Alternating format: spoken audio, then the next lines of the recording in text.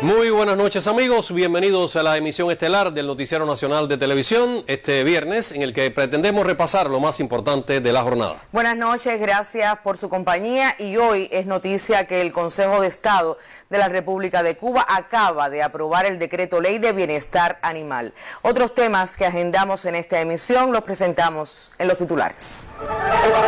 Intercambia Díaz-Canel con investigadores del sector de la construcción. Confirman en Cuba 875 casos positivos de COVID-19 y 2 fallecidos a consecuencia de la enfermedad.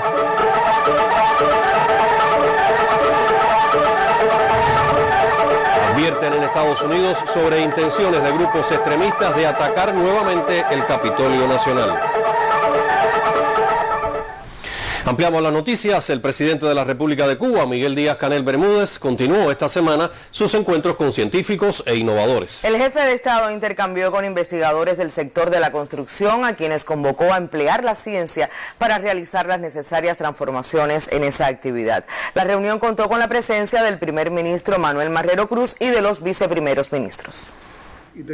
Una detallada explicación de por qué la ciencia es un pilar estratégico en la gestión del gobierno cubano les ofreció el mandatario Miguel Díaz-Canel Bermúdez a científicos e investigadores del sector de la construcción. Es este el primer encuentro que sostiene con ellos y persigue impulsar juntos proyectos innovadores para solucionar con recursos del país los más diversos problemas de la industria constructiva y de materiales. Para ello, dijo, se necesita una cultura innovadora fundamentalmente en los que dirigen los procesos y que el sector empresarial de la economía aplique más la ciencia, pues hoy son los que menos la emplean. Siempre los principales resultados están en las universidades. ¿Quiénes publican más hoy? Los científicos de las universidades. ¿Dónde hay más doctorados? En las universidades. ¿Dónde hay más premios relevantes y premios académicos? En las universidades. Después, en un segundo escalón, están las entidades de ciencia, tecnología e innovación.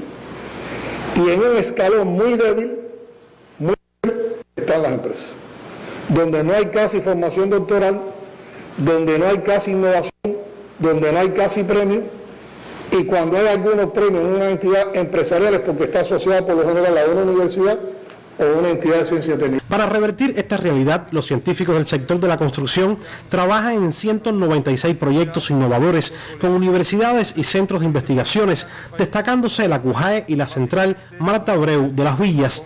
Una decena de estos proyectos fueron presentados al mandatario cubano en este encuentro, resaltándose de la producción de cemento bajo en carbono, un mortero especial ideado por un profesor de la Universidad Villaclareña que ya se aplica en la fabricación de baldosas, bloques y otros elementos para la construcción de viviendas. El objetivo es sustituir importaciones de morteros de este tipo, para lo cual se han trazado una línea de trabajo dirigida a consolidar en Cuba el uso de morteros que hoy se pueden fabricar en el país. El mortero básicamente es producto pétreo con aditivos, y lo que estamos haciendo incidencia es, para no tener que importar ese producto pétreo que lo tenemos en el territorio, incorporar los aditivos en el país y tener la producción, y eso se está desarrollando y nos va a permitir pasar de $200 que pagamos hoy por la tonelada de ese producto a con un gasto a nivel nacional de $47 y pudiéndolo mejorar cuando introduzcamos también el trabajo en la resina y en los aditivos, nos va a permitir un ahorro considerable de dinero. Hoy esto está implementado. Tenemos una proyección de hacer 40.000 toneladas en el plan de 2021. Otro de los proyectos presentados en los que trabajan los investigadores en la construcción es el de poner en funcionamiento la planta de materiales de la CUJAE. Esta industria servirá no solo como laboratorio estudiantil, sino que tributará a la fabricación de viviendas en los asentamientos experimentales que se proyectan en Marianao, municipio que se ubica la Universidad Tecnológica de La Habana y donde la institución académica integrará saberes y se beneficiará. Estamos pensando en viviendas para la CUJAE, para sus profesores, para los trabajadores de la CUJAE, para estabilizar allí las fuerzas técnicas y las fuerzas de aseguramiento, y porque realmente ellos tienen tantos problemas de vivienda como tiene todo el mundo, y hay una potencialidad ahí que ellos pueden crear los materiales, los proyectos, los diseños a partir de las cosas de utilización de la fuente de la energía, de la eficiencia energética, en fin, que se viene haciendo un experimento, un diseño que se está trabajando en la COBAE con los compañeros de la industria electrónica, que es para hacer diseño y desarrollo de vivienda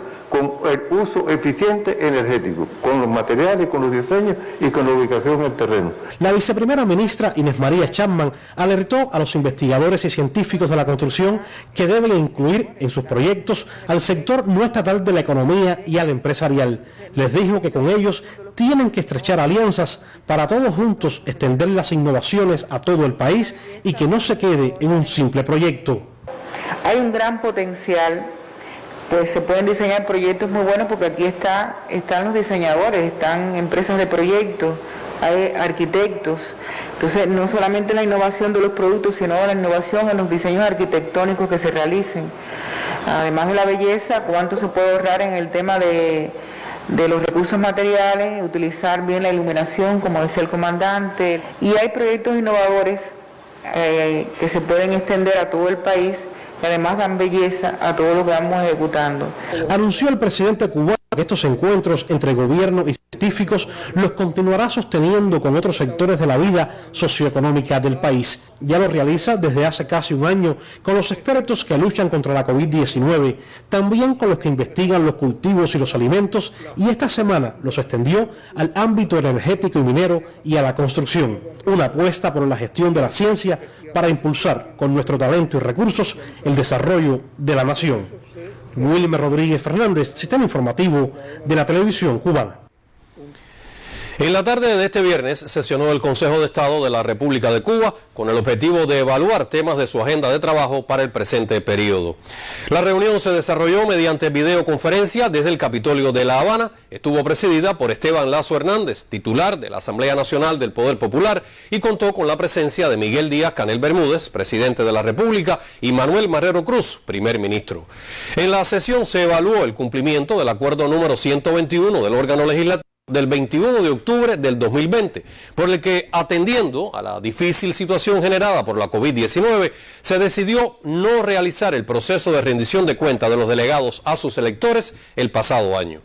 Por este acuerdo también, y para suplir lo anterior, los delegados fueron liberados de sus funciones laborales y se indicó a las asambleas municipales del Poder Popular y los consejos populares realizar acciones encaminadas a lograr un mayor vínculo de estos representantes con sus electores. Los miembros del Consejo de Estado coincidieron en que las acciones realizadas permitieron que los delegados del Poder Popular mantuvieran una participación más activa en las circunscripciones, lograran mayor interacción con la población e impregnaran celeridad a la solución de los planteamientos. Además, este órgano, en correspondencia con el cronograma legislativo, aprobó el Decreto Ley de Bienestar Animal, el que entrará en vigor a los 90 días posteriores a su publicación en la Gaceta Oficial de la República. Esta disposición normativa establece las obligaciones de las instituciones y las personas naturales respecto a la protección y cuidado de los animales y contribuirá a concientizar a la población en el respeto y la tenencia responsable de los mismos. Durante el análisis del proyecto se reconoció el actuar histórico de la revolución en defensa de los animales, con un amplio basamento jurídico que ahora alcanza un rango normativo superior. Los integrantes del Consejo de Estado se refirieron a la transparencia de la consulta con los ciudadanos y diferentes instituciones para la conformación definitiva del texto, a su vez que expresaron sus opiniones sobre varios asuntos contenidos en el articulado, previo a su aprobación de manera soberana. Al hacer uso de la palabra, el presidente de la República destacó la importancia del decreto ley, que es moderno, atemperado a la Cuba actual y resultado del diálogo con la población, como fiel reflejo de nuestra democracia socialista. El Consejo de Ministros, en un plazo de hasta 90 días hábiles a partir de la aprobación del citado decreto ley, emitirá su reglamento.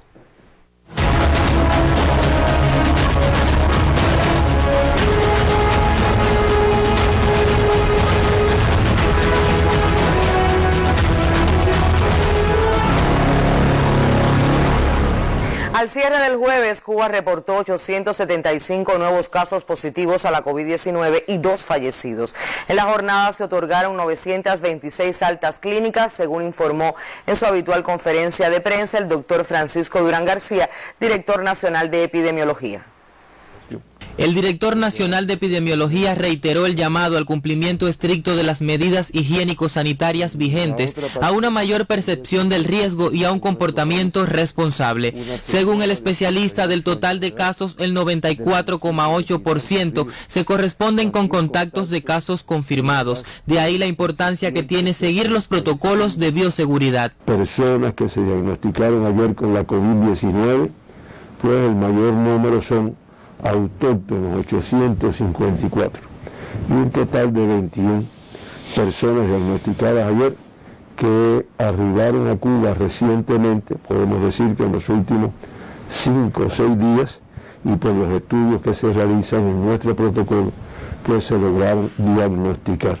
En otro momento de su habitual conferencia, el doctor Durán insistió en el cuidado de los niños y adolescentes, grupo poblacional que confirma nuevos casos a diarios. En las últimas horas fueron detectados con COVID-19 un significativo número de pacientes en edades pediátricas y están activos en hospitales un total de 690, aunque el 88,6% ha podido vencer la enfermedad. Una cifra elevada de menores de 20 años de edad, 91 de esos 99 en edades pediátricas de 18 años y menos, y de los 91 que se diagnostican ayer, nuevamente 7 menores de un año. Estamos hablando de 7 lactantes, en los cuales indiscutiblemente los adultos tenemos una responsabilidad. Con estos 91 en edades pediátricas diagnosticados ayer, ya se acumulan 5.365 niños, jóvenes, adolescentes de 18 y menos años de edad que han sido confirmados con COVID-19 en nuestro país. La capital al cierre de este 25 de febrero con 462 diagnósticos positivos, seguido de Camagüey, Santiago de Cuba y Pinar del Río, con 84, 70 y 51 reportes respectivamente. Una vez más, las autoridades sanitarias instan al cuidado y la protección individual de los ciudadanos y reafirman que la mejor vacuna resulta la responsabilidad. Leonardo Ferrer Llopis, Sistema Informativo de la Televisión Cubana.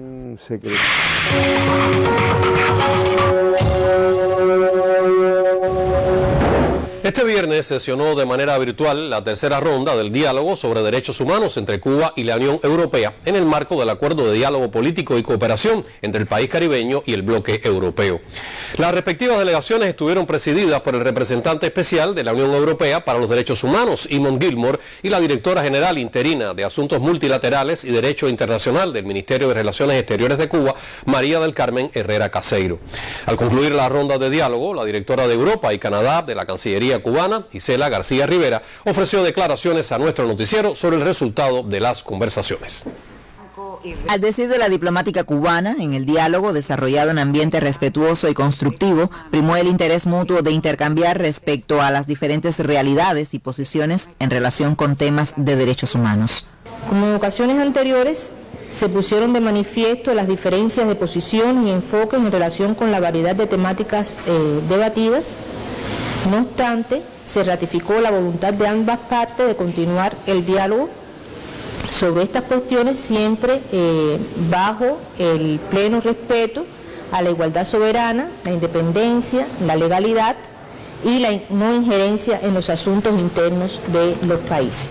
Entre otros aspectos, refirió que la delegación cubana reseñó los logros que demuestran el compromiso de la nación caribeña en materia de promoción y protección de todos los derechos humanos para todos, conquistados estos a pesar del bloqueo económico, comercial y financiero recrudecido como nunca antes por el gobierno de los Estados Unidos contra Cuba, principal obstáculo para el desarrollo del país, con particular daño sobre la salud del pueblo, peor aún en condiciones de pandemia. En el intercambio, la delegación cubana expresó sus preocupaciones sobre situaciones de derechos humanos que se producen en los Estados miembros de la Unión Europea y que atentan contra su disfrute. Particular énfasis se hizo en la necesidad de emprender acciones en la lucha contra el racismo, la discriminación racial, la xenofobia, otras formas de intolerancia, incluyendo la implementación de medidas para enfrentar el auge del discurso del odio y de las ideas supremacistas en los asuntos públicos. Asimismo, se expresó preocupación por las limitaciones a la actividad creadora de los artistas en Europa en nombre de la seguridad nacional y sobre el empleo excesivo de la fuerza, la brutalidad policial, la represión contra manifestantes, que se ha convertido en una práctica en aumento en estos países, principalmente en el contexto de la pandemia de la COVID-19. Se cuestionó la situación de racismo, discriminación e intolerancia que existe en los Estados miembros de la Unión Europea, el auge de los discursos de odio fascistas y supremacistas, así como el abandono y maltrato a sus ciudadanos en situación de pobreza y a las minorías, y los inmigrantes a quienes se les priva del acceso a los más elementales derechos humanos. Ambas partes coincidieron en la necesidad de que el diálogo contribuya a un tratamiento eficaz, constructivo y no discriminatorio del tema de los derechos humanos, incluido en los foros multilaterales, y a la consolidación del acuerdo de diálogo político y de cooperación entre la Unión Europea y Cuba.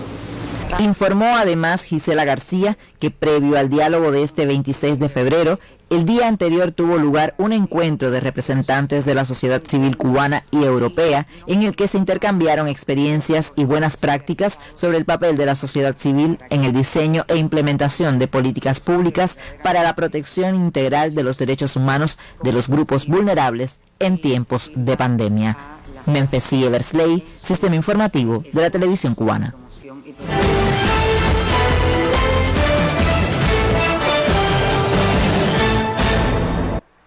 Noticias internacionales. Joe Biden ordenó a sus fuerzas militares atacar instalaciones en el este de Siria, según informó el Pentágono. Esta es la primera acción bélica en el extranjero liderada por el presidente estadounidense desde su toma de posesión el pasado 20 de enero. Solo 1 mes y 5 días esperó Biden para atacar a Siria. La ofensiva tuvo lugar en la frontera del país árabe con Irak e impactó infraestructuras que, según Washington, eran utilizadas por presuntas milicias proiraníes. De acuerdo a la información del Observatorio Sirio de Derechos Humanos, al menos 22 milicianos perdieron la vida debido a la ofensiva norteamericana. El Pentágono ha reportado que la acción bélica fue en respuesta a los ataques contra la base aérea estadounidense ubicada en el aeropuerto de Erbil el pasado 15 de febrero. Estamos seguros de que el objetivo era usado por las mismas milicias chiíes que llevaron a cabo los ataques. Mediante un comunicado, el Ministerio de Exteriores sirio subrayó que el asalto de las fuerzas estadounidenses constituyen una violación del derecho internacional y las resoluciones del Consejo de Seguridad de la ONU. Además, advierten que tendrá consecuencias que agravarán la situación en la región. Desde Pekín y Moscú también se levantó una voz condenatoria contra el ataque. Condenamos enérgicamente tales acciones, pedimos el respeto implícito de la soberanía y la integridad territorial de Siria. Seguimos rechazando cualquier intento de llevar a Siria a la arena para ajustar cuentas geopolíticas. John Biden ha hecho lo que tanto criticó en su campaña electoral al expresidente Donald Trump.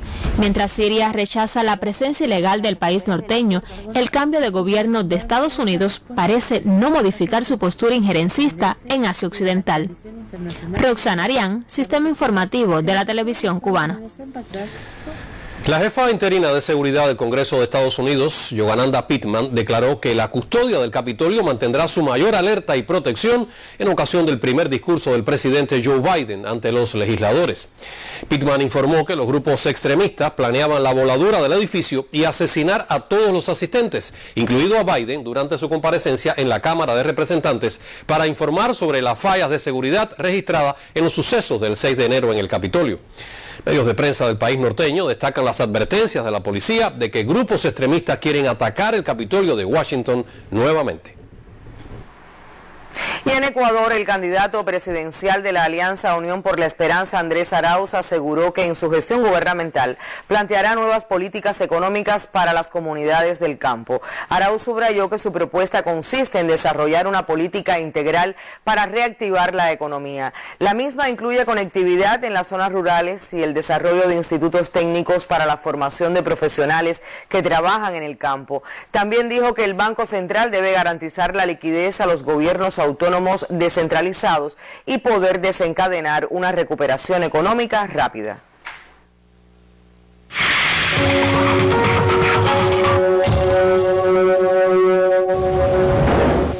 Regresamos a la actualidad nacional. El presidente de la República de Cuba, Miguel Díaz-Canel Bermúdez, el segundo secretario del Comité Central del partido, José Ramón Machado Ventura, el vicepresidente Salvador Valdés Mesa y el primer ministro, Manuel Marrero Cruz, encabezaron este jueves, mediante videoconferencia, una reunión con las máximas autoridades de las 15 provincias y el municipio especial Isla de la Juventud, donde se examinaron importantes temas de la agenda nacional.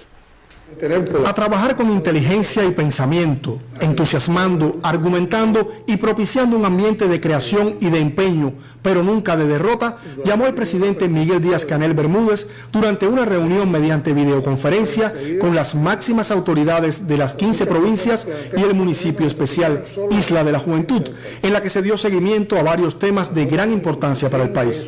Entre ellos se destaca el enfrentamiento a la COVID-19. El ministro de Salud Pública, doctor José Ángel Portal Miranda, informó que al cierre del miércoles, la mayor de las Antillas volvió a registrar un discreto decrecimiento en el número de casos positivos y activos, aunque la situación epidemiológica nacional se mantiene muy compleja, con una amplia dispersión de la enfermedad y la existencia de 22 eventos de transmisión local, el 80% de ellos institucionales. Al respecto, el viceprimer ministro doctor Roberto Morales Ojeda reflexionó sobre la pertinencia de las prioridades de trabajo para el combate al nuevo coronavirus que fueron identificadas durante el recorrido de la dirección del gobierno cubano por todo el país hace un mes. Indicó que en el enfrentamiento al SARS-CoV-2, varias provincias muestran indicadores favorables en los últimos días, entre las que se destacan Matanzas, Villa Clara y Guantánamo. Otras, sin embargo, no alcanzan resultados positivos y continúan con tendencia al crecimiento diario de los contagios. Hay que trabajar con rigor, porque lo que hay que hacer lo sabemos y ha dado resultados. Por lo tanto, donde lo que sabemos hacer no esté dando resultados es porque no lo estamos haciendo bien o porque no lo estamos haciendo sencillamente. Y eso se resuelve con rigor, con mucha discusión, con análisis crítico, con profundidad los análisis, con trabajar con el concepto de no acomodarnos, de que hay una alta percepción de riesgo. La situación del programa materno-infantil también centró la atención de los participantes. En ambos casos, los índices de mortalidad se comportan por encima de lo previsto en lo que va de año.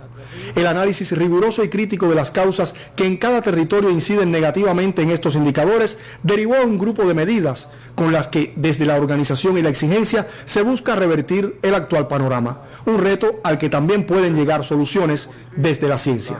Yo creo que independientemente de todas las medidas y todas las alertas que se han hecho, esto hay que ponerle ciencia. Hay que coger un grupo de científicos que nos haga un diagnóstico y nos haga una propuesta científica de cómo poder mejorar la problemática de la mortalidad materna a partir de realmente de un estudio sobre bases que tengan más rigor que... La reunión también examinó la marcha de la Política Nacional de la Vivienda en su tercer año de implementación. Se conoció que al finalizar enero se terminaron 867 viviendas mediante la vía estatal, los subsidios y el esfuerzo propio. Ello representa solo el 2% de los 44.652 inmuebles que contempla el plan anual. Hemos pasado por una situación compleja con la producción de cemento y debe existir un determinado desabastecimiento de material de la construcción. Pero aquí hay viviendas que por las fases en que se iniciaron, con las que iniciaron el año, ya tienen recursos desde el año anterior repartidos para avanzar más. Y eso no se ha logrado. Entonces yo creo que lo primero que hay que hacer es determinar en cada lugar dónde están los recursos que ya se han dado y qué se está haciendo con esos recursos. Y hacer una ofensiva en los lugares donde existe un grupo de recursos que permiten avanzar en el programa de la vivienda. Porque el plan de vivienda de este año, que es el tercer año de la política, hay que cumplirlo. La reunión examinó la marcha del ordenamiento monetario y cambiario en el país cuando está por concluir el segundo mes desde su inicio. Al respecto, el jefe de la Comisión Permanente para la Implementación y Desarrollo, Marino Murillo Jorge, aseguró que el Grupo Temporal de Trabajo para esta tarea mantiene un seguimiento diario de los problemas que se han presentado y se han identificado 32 temas relacionados fundamentalmente con los salarios, los precios, el empleo y la atención a personas vulnerables a los que se le han realizado un grupo de correcciones. Si hacemos un balance desde que empezó el recorrido hasta hoy, hay que decir que muchas de las cosas que recepcionamos ya hoy tienen respuesta. Creo que en eso se ha avanzado. Si bien el tema comunicación ha ido avanzando a nivel nacional y todavía hay mucha insatisfacción de la población. No siguen llegando todavía quejas de empresas y temas de salario y hasta los propios temas que hablaba de precios, lo cual da la idea de que todavía es insuficiente el intercambio con los trabajadores en las diferentes instituciones. La producción nacional de alimentos, el programa de autoabastecimiento municipal y la agricultura urbana, suburbana y familiar también estuvieron en la mira de los asistentes al encuentro.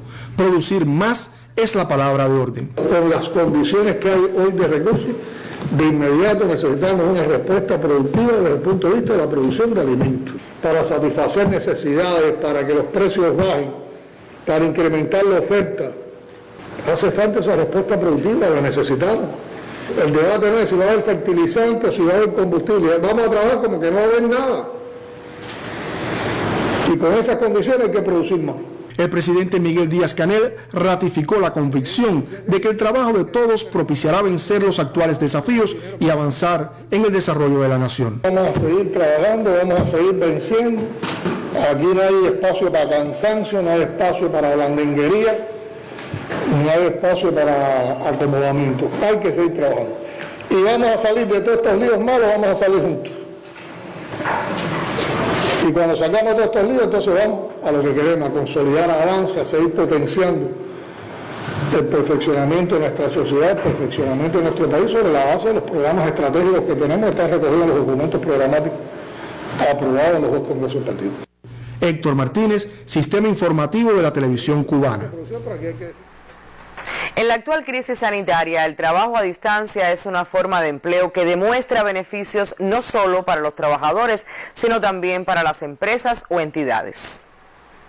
Madeline está embarazada. El trabajo a distancia le permite seguir vinculada al proyecto Villa Laberinto con el debido aislamiento social.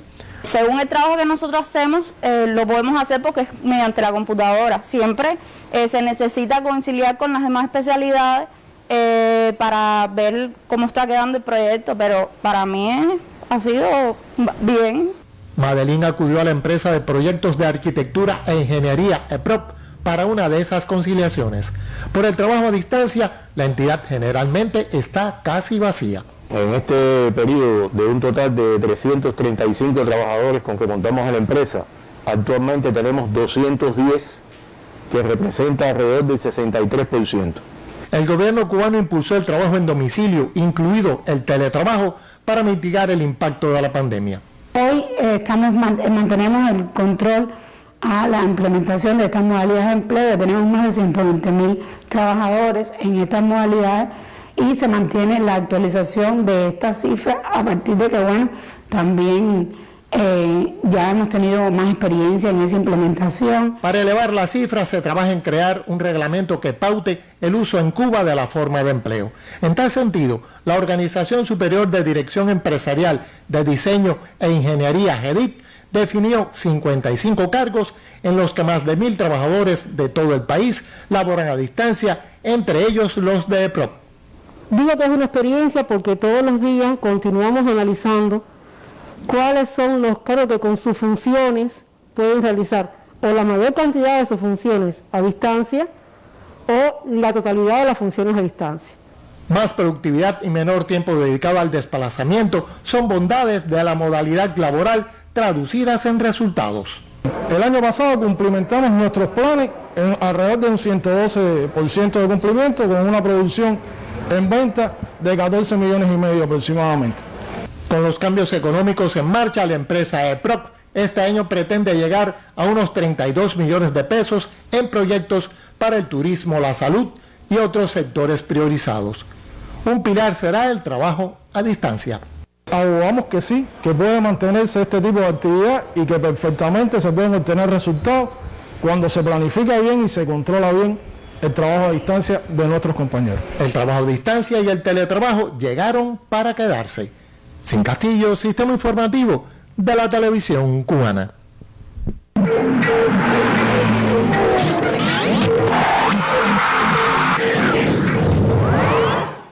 Buenas noches. noches, ya comenzamos nuestro segmento deportivo en la emisión estelar. Mañana tendremos el sexto juego de la semifinal entre Granma y Pinar del Río a partir de la 1 de la tarde en el estadio José Antonio Huelga de Santo Espíritus. Están anunciados para trabajar como abridores Leandro Martínez por los Alazanes y Vladimir Baños por los Vegueros. Por otra parte, el atleta del equipo Granma, Guillermo Avilés, ya está de alta en su casa después de superar la COVID-19. Gracias a la colega Rosa María Torres Montalbán, el inicialista regular de los Alazanes accedió a dialogar con este noticiero. Bueno, sí, ante todo, muchas gracias por la oportunidad. Decirle que ya me encuentro en perfecto estado de salud, a pesar de que los síntomas fueron leves. Ya me encuentro en casa de alta médica. ¿Cómo fue la atención en el centro? Sí, bueno, también darle las gracias, ¿no?, a todas aquellas personas que me apoyaron, mi familia, y en especial al equipo médico que me atendió en la Villa Cautillo, la Brigada de Bayamo. Gracias por su apoyo y por su dedicación. ¿Cómo ve al equipo? ¿Cómo se siente para incorporarse al equipo si clasifica a la final? Bueno, sí, en todo momento he estado al tanto de los resultados del equipo, muy contento con la victoria que han obtenido, y creo que sí, que queda todavía un paso, pero creo que no va a ser difícil si se lo proponen, y pienso que van a lograr la clasificación a la final. Muchísimas gracias por sus consideraciones y que continúe con su recuperación. Por otra parte, el playoff de cuartos de final entre Santiago de Cuba y Las Tunas se reanudará este domingo 28 de febrero en el estadio Cándido González de Camagüey. Recuerden que las avispas van delante en ese enfrentamiento, 1-0. Vamos a conocer otros detalles de última hora sobre el equipo Santiago en el siguiente contacto con la colega Brita García Alberteris. Buenas noches, Brita. Buenas noches para ti, Pablo. Durante toda esta semana el equipo de béisbol de Santiago de Cuba entrenó en su cuartel general, el estadio Guillermo Moncada. Hoy en la mañana efectuaron el último entrenamiento y en horas de la tarde partieron hacia Camagüey, sede de la burbuja en la continuación del playoff entre Santiago de Cuba y Las Tunas. En comunicación con Heriberto Rosales nos comentaba que el equipo se encuentra en perfecto estado de salud y durante toda esta semana realizaron un entrenamiento exhaustivo con base fundamental en la preparación física debido a que estuvieron muchísimos días fuera del terreno. Sin embargo, para este domingo anuncia al estelar Alberto Bisset, uno de los mejores lanzadores que ha tenido el equipo durante esta 60 Serie Nacional, en busca de la segunda victoria frente a Las Tunas en el playoff en esta Serie Nacional de béisbol. El equipo de Santiago de Cuba espera salir al terreno este domingo con todas las condiciones físicas para obtener la victoria. Muchísimas gracias y buenas noches. Gracias, Brita. Y también tenemos precisiones de los leñadores de Las Tunas. Hacia esa provincia nos vamos de inmediato con el colega Orlando Cruz. Buenas noches, Orlando. Muy buenas noches, Pavel. Un placer volverte a saludar desde aquí, desde el balcón del oriente cubano. Los leñadores de Las Tunas viajaron hoy en la tarde hasta la tierra de los Tinajones para enfrentar desde el domingo a las avispas de Santiago de Cuba en la continuidad de los playoffs de la 60 Serie Nacional de la pelota cubana. Pero en horario de la mañana, el cuerpo de serpentineros tuvo una sesión de trabajo en el estadio Julio Antonio Mella, donde se pudo ver al derecho Carlos Juan Viera con una recta por encima de las 95 millas, y está anunciado para trabajar este desafío el domingo en busca de emparejar las acciones, porque recordemos que Las Tunas perdió en el primer partido con Santiago de Cuba. Pablo Civil también dijo que todos sus lanzadores están disponibles para venir a cumplir cualquier rol dentro de este partido en ganas de poder obtener la victoria. Pero de no trabajar el zurdo Yudiel Rodríguez el domingo, pudiera ser el abridor para el próximo martes. También viajaron hasta la ciudad de los Tinajones los 3 atletas que fueron positivos a la COVID-19, ya recuperados y con algunas jornadas de entrenamiento. Los leñadores en Camagüey rumbo a los playoffs de la 60 Serie Nacional contra las avispas de Santiago de Cuba. De esta manera devuelvo la señal a nuestro estudio central. Bien, muchas gracias, Orlando. Y hasta aquí el deporte. Buenas noches. También para ti, Pavel. La Unión Nacional de Juristas de Cuba dio a conocer este jueves el ganador del Premio Nacional de Derecho, Carlos Manuel de Céspedes, correspondiente al año 2020. Ese reconocimiento se otorga para reconocer la obra de juristas que han sobresalido por su labor, valores éticos y aportes al desarrollo del derecho en nuestro país. Entre 10 prestigiosos candidatos, el doctor Juan Mendoza Díaz resultó el ganador del Premio Nacional de Derecho Carlos Manuel de Céspedes 2020, otorgado por un jurado que integran 4 premiados en años anteriores y presidido por un miembro de la Junta Directiva Nacional de la Unión de Juristas, en esta oportunidad el propio titular. El doctor Juan Mendoza Díaz, desde su formación como jurista, desde que inició su vida laboral como abogado en el bufete colectivo en la provincia de Villa Clara, ha tenido una destacada labor en toda su creación profesional. Y pudiéramos resumir que hoy los juristas cubanos, cuando conozcan de este premio, van a sentir la satisfacción de ver a un jurista que no solo ha participado en la creación, en los aportes al derecho, sino que ha tenido una participación decisiva en la formación de nuestros juristas en el ejercicio profesional. El premio, junto a los múltiples títulos que lo avalan y las responsabilidades desempeñadas dentro y fuera del país, sirven de acicate al doctor Juan Mendoza para consagrarse en el proceso legislativo que se lleva a cabo en Cuba. Los juristas estamos participando en eso y mi compromiso modestamente como profesor es tratar de seguir contribuyendo a ese proceso, ya con el peso de llevar un premio con el nombre de Carlos Manuel de Céspedes, para que ese proceso cada día sea más diáfano, más constructivo, más inclusivo y que comprometa más a los juristas de nuestro país en esa función que tenemos de que el derecho sea una herramienta de mejoramiento y revolucionaria de la sociedad. Como en años anteriores, el Premio Nacional de Derecho Carlos Manuel de Céspedes se entregará al jurista ganador en acto solemne, que en esta ocasión se celebrará cuando las condiciones epidemiológicas del país lo permitan. Miguel Ángel Ribalta, Sistema Informativo de la Televisión Cubana.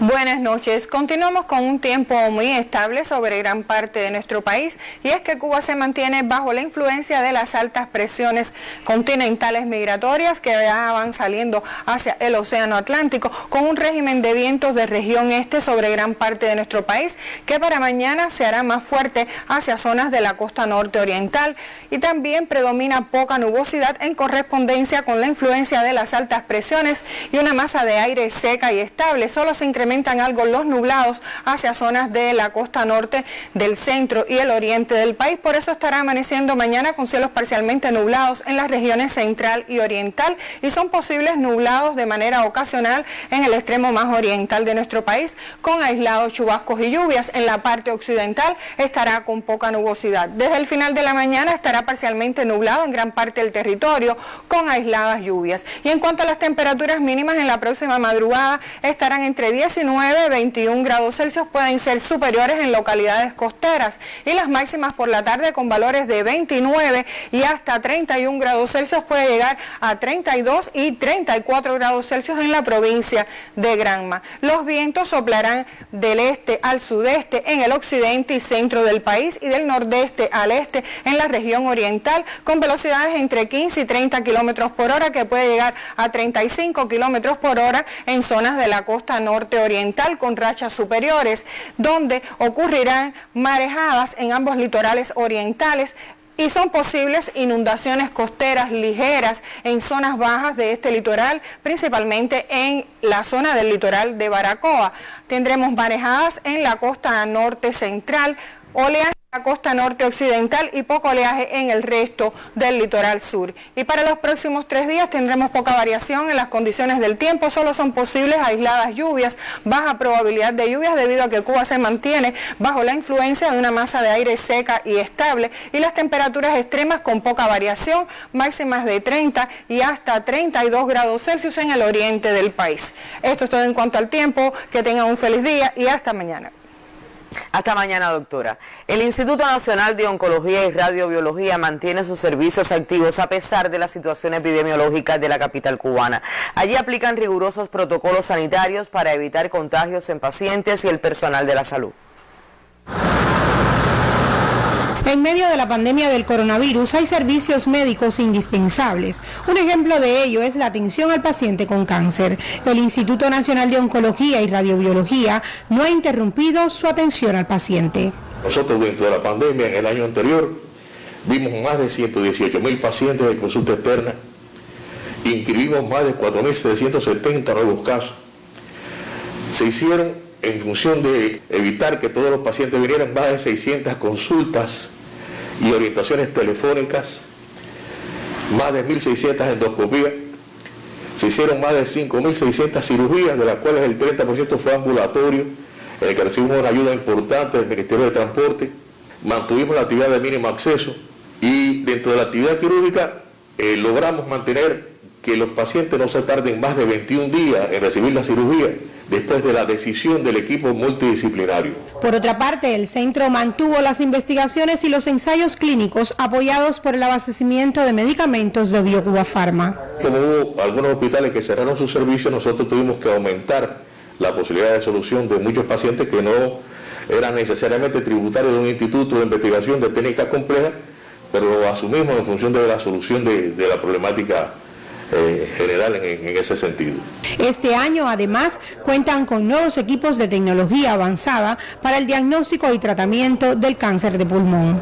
Realmente para el paciente es muy beneficioso porque logra hacer técnicas asistidas, técnicas combinadas, mediante las cuales se puede hacer la toma de la muestra de las lesiones tumorales que se encuentran dentro del bronquio y hacer la estadiación mediastinal de los ganglios mediastinales que están asociados a la lesión. En todo momento ha existido una comunicación constante entre pacientes y sus especialistas. Nosotros hemos continuado trabajando y desarrollando estas técnicas a pesar de la epidemia y a pesar de trabajar en una zona de alto riesgo de contaminación como es la boca y la nariz. Eso no nos ha detenido, lo que ha significado es que hemos hecho los procedimientos con mucha más protección y mucho más cuidado. La eficiencia, preparación y atención a cada uno de estos pacientes marcan un sello distintivo en los servicios de este instituto en medio del enfrentamiento a la pandemia del coronavirus. Maray Suárez, Sistema Informativo de la Televisión Cubana.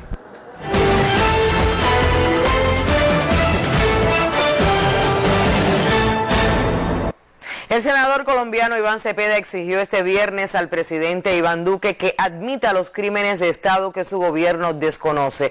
En carta al mandatario, Cepeda recordó la responsabilidad directa de varios gobiernos por la muerte de miles de ciudadanos. La espiral de violencia en Colombia escala por día. Ya son 27 los líderes sociales asesinados en lo que va de año. La comunidad indígena reclama el respeto a su territorio y exige al gobierno que establezca un mecanismo de justicia para esclarecer los hechos. La República Popular China rechazó este viernes las acusaciones de la Unión Europea sobre la supuesta adopción de un sistema de capitalismo de Estado.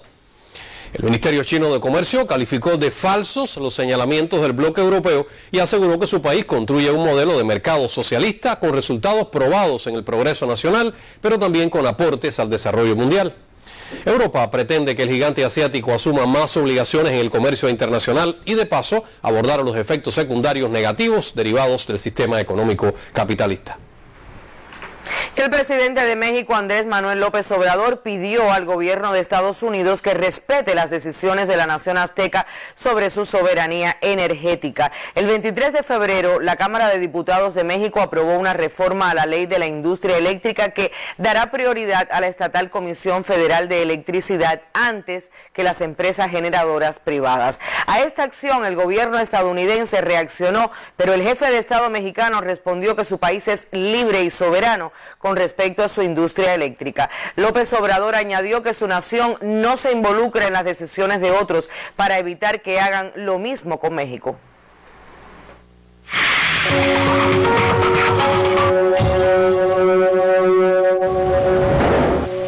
Cuba dedicará este año el Día Internacional de la Mujer a reconocer el protagonismo de las féminas en todos los sectores y en especial su contribución al enfrentamiento de la pandemia de la COVID-19.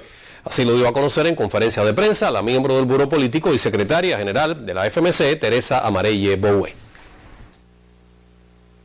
La celebración de la fecha comenzará este sábado con una jornada nacional de trabajo productivo en huertos, centrales azucareros y otras áreas de producción de alimentos, con la participación de federadas de forma regulada y bajo los protocolos sanitarios establecidos. Queremos que le llegue a todo el mundo la necesidad de que se reconozcan y se valore todo el esfuerzo que hacen nuestras mujeres, yo repito, en cualquier lugar donde ellas estén. La dirigente femenina destacó la participación de mujeres en más de 900 proyectos de investigación, lo cual fue destacado por la UNESCO, e indicó que las cubanas representan la mayoría de los empleados en el sector estatal de la economía. Teniendo en cuenta todas las políticas, todos los programas, que es un fin del Estado, promover la igualdad de género, por tanto, repito, tenemos muchísimas motivaciones para festejar y estar contentas todas las cubanas en este 8 de marzo.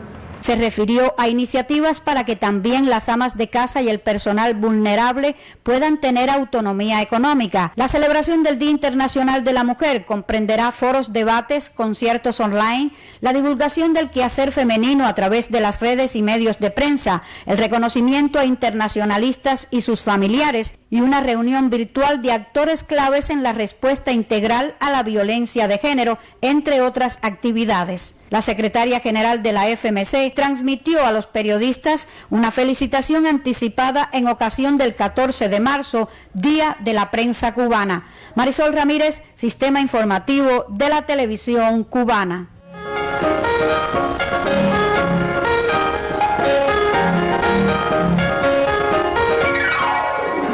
Buenas noches. La Fundación Fernando Ortiz ha sido reconocida con la Orden Carlos J. Finlay. La institución cultural ha trabajado ininterrumpidamente en este periodo de pandemia y hasta la fecha ha editado 5 nuevas publicaciones. Los títulos son Moros y Cristianos, una aproximación a las condiciones del consumo de alimentos y el trabajo en Cuba, de Pablo Rodríguez, Crónicas y cronistas de Indias Occidentales en la arqueología aborigen de Cuba, de Ulises González, los 2 tomos de archivo de folclore, el número 37 y 38 de Catauro, la revista cubana de antropología y el boletín número 12 de la institución. Las obras serán presentadas cuando la situación epidemiológica lo permita. La Fundación Fernando Ortiz se dedica al estudio y divulgación de la vida y obra del sabio cubano y al desarrollo de investigaciones sobre la identidad cultural de la mayor de las Antillas. Por sus aportes científicos en beneficio de la humanidad, le fue otorgada la máxima distinción que entrega el gobierno cubano, la Orden Carlos J. Finlay. La agrupación Orfeón Santiago mereció el primer premio del Festival y Concurso Coral Internacional, convocado por el Consejo Indio para las Relaciones Culturales. Cerca de 40 agrupaciones corales de diversas latitudes del mundo participaron en el Festival y Concurso Coral Internacional 2020, organizado por el Consejo Indio para las Relaciones Culturales. El certamen coral se efectuó de manera virtual ante la actual amenaza del coronavirus en el orbe, y la agrupación Orfeón Santiago fue merecedora del premio del certamen musical con la propuesta Mambo número 5 de Damaso Pérez Prado, bajo la dirección de Sonia García Colombet. Para el Orfeón Santiago esto representa, por supuesto, un altísimo reconocimiento a todos estos años de trabajo, de quehacer en un aspecto en que nada como el Orfeón, el más caribeño de todos nuestros coros, pues ha representado un altísimo reconocimiento en ese sentido. Como parte de las 6 décadas de relaciones diplomáticas entre Cuba y la India, el premio en el Festival Internacional de Coros 2020, convocado por el Consejo Indio de Relaciones Culturales, consolida los lazos de amistad y hermandad entre Cuba y esta nación asiática. Daniel González Cabello, Sistema Informativo de la Televisión Cubana. En medio de la pandemia, la radio y la televisión cubanas no han dejado de crear y producir, y este fin de semana llega a la pantalla una nueva propuesta para el público infantil. Se trata de la serie Retablo de Sueños, dirigida por María de los Ángeles Núñez, con la asesoría teatral y la codirección de Blanca Felipe, y en la producción Anet Anguieira. El serial tiene 10 capítulos independientes, pues la historia cierra al final de cada entrega. La continuidad está dada en la poética de la propia serie y en la presencia del personaje de una periodista, encarnado por la actriz Iyaima Martínez. Títeres de todos los tipos y colores, historias que te hacen reír, pensar, divertir, asustar. Entre los temas que se tratarán está el amor, la amistad y por supuesto la tradición titiritera. En esta ocasión pasarán por la pantalla chica diferentes grupos de teatro para niños con sus disímiles estilos dentro del género, en un acercamiento a los cánones televisivos. Participan las compañías Los Cuenteros de Mayabeque, Polichinela de La Habana y los capitalinos La Proa, Retablo, así como Adalé y sus títeres. El estreno será el venidero sábado 27 de febrero a las 10:30 de la mañana por Cubavisión, y ese capítulo será retransmitido al siguiente miércoles a las 4:30 de la tarde por el mismo canal. Conchi Pérez Fernández, Sistema Informativo de la Televisión Cubana. Y así me despido. Tenga usted muy buenas noches y un excelente fin de semana. También para ti, Liep. Y con profundo pesar, el Ministerio de Cultura, el Consejo Nacional de las Artes Escénicas y la Agencia Artística de Artes Escénicas Actuar lamentan el deceso en La Habana de la reconocida actriz y locutora cubana Marta Velasco a los 95 años de edad. Marta se graduó de actuación escénica y declamación en la Escuela de Bellas Artes del Centro Gallego de La Habana, lo cual le permitió iniciarse en el mundo del arte. Su voz particular le permitió trabajar en diferentes emisoras de radio en el país, sobresaliendo la emisora Radio Progreso como protagonista de radionovelas, cuentos, seriales y teatros. También intervino en la programación dramatizada de la televisión en la antigua CMQ y en comerciales para diferentes marcas de la época. Pero sin dudas, el personaje de Teté en el programa humorístico Alegrías de Sobremesa de Radio Progreso le ganó el cariño y la admiración del público por varios años, así como su facilidad para interpretar acentos de diversas regiones del mundo. Al morir, militaba en las filas del Partido Comunista de Cuba y ostentaba la medalla Alejo Carpentier, la distinción por la cultura nacional, el Premio Nacional de Radio, Artista de Mérito de la Radio y la Televisión y el Premio Actuar por la obra de la vida. Llega a sus familiares y amigos nuestras más sentidas condolencias. Cambiamos de tema. El jurado del Concurso Nacional de Periodismo José Martí otorgó los premios por la obra del año en 5 categorías y el de la obra de la vida 2020 a prestigiosos profesionales del sector. Esas distinciones se entregan anualmente dentro de la jornada de la prensa cubana.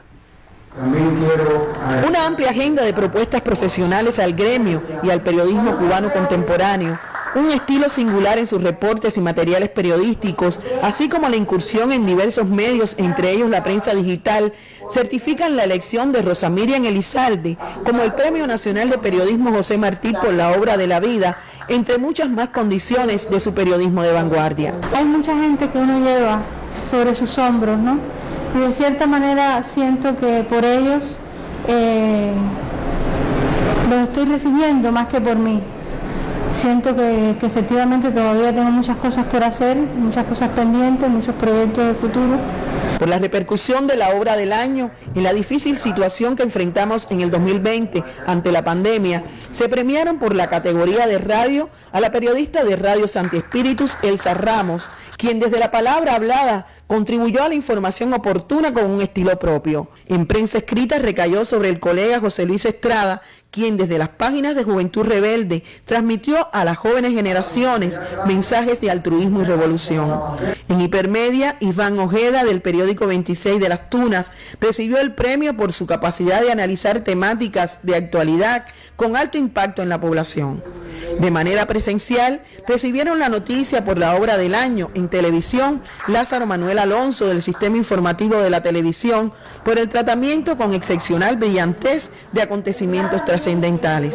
Se reconoce doblemente no solo mi entrega, sino la de mis compañeros, porque en el año 2020 ha sido particularmente difícil sostener nuestras transmisiones informativas y garantizar un periodismo que se acerque a la realidad que vive Cuba en medio de la pandemia. Y en fotoperiodismo, el premio Juan Alberto Gómez lo recibió Ariel Ley, de la Agencia Cubana de Noticias, por la calidad técnica e informativa de su muestra y la repercusión de su mensaje visual. Llevo 3 años en la Agencia Cubana de Noticias y estuve alrededor de 5 meses en el periódico Tribuna de La Habana, fue donde comencé a realizar periodismo gráfico. También se otorgaron menciones a destacados profesionales. El reconocimiento a los afiliados del gremio forma parte de las actividades por la Jornada de la Prensa Cubana. Hilda Suárez, Sistema Informativo de la Televisión Cubana.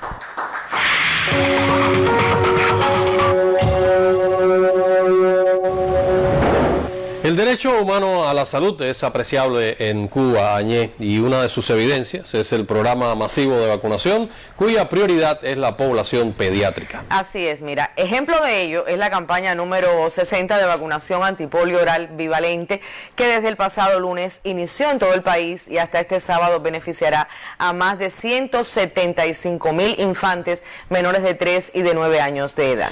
Muchos de nosotros recordarán sin duda alguna aquella vacunación, hace algún tiempo, claro. Pero ahora vamos hasta Santi Espíritus. Su aplicación se realiza en 23 policlínicos, algunos consultorios y escuelas para evitar aglomeraciones y cumplir así los protocolos de bioseguridad ante la COVID-19. Vienen con sus hijos a los centros de salud conscientes de que la atención llegará. Solo basta la espera de algunos minutos para recibir la vacuna que garantiza inmunidad ante la poliomielitis, enfermedad que afecta principalmente a la población infantil y que antes del triunfo revolucionario se consideró una epidemia en Cuba.